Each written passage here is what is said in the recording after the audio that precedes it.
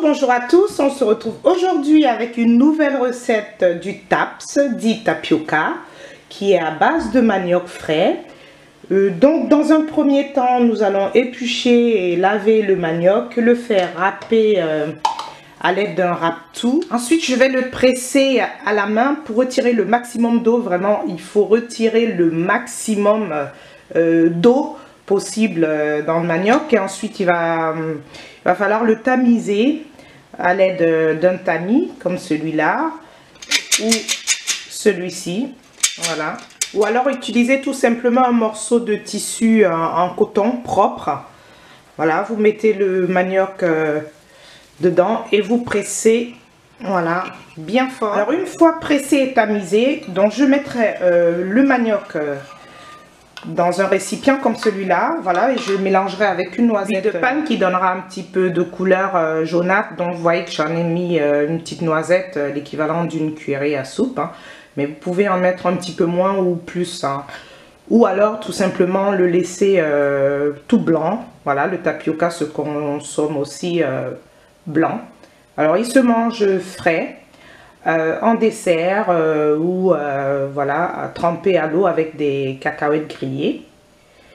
Voilà, ou alors en dessert en général, ma fille adore en dessert avec du lait concentré. Alors après avoir mélangé le manioc avec de l'huile de palme, je le mettrai sur mon plat du four.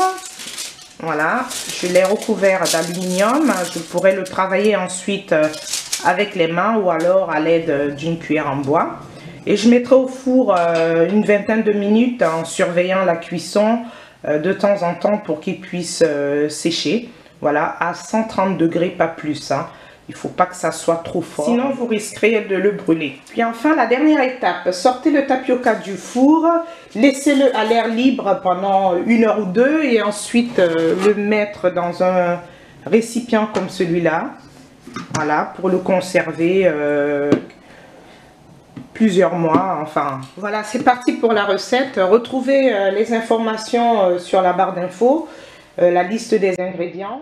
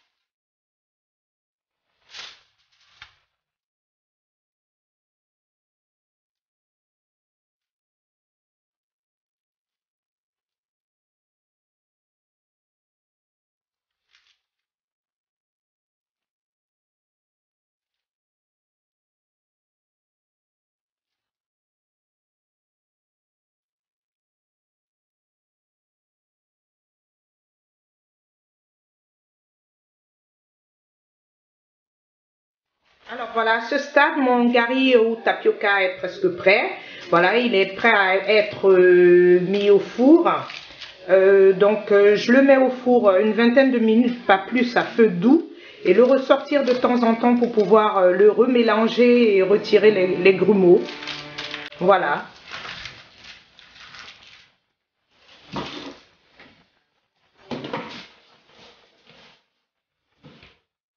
Alors voilà, au bout de 10 minutes, j'ai ressorti le tapioca du four. Voilà. Je vais le retravailler à la main, voilà, pour retirer les grumeaux.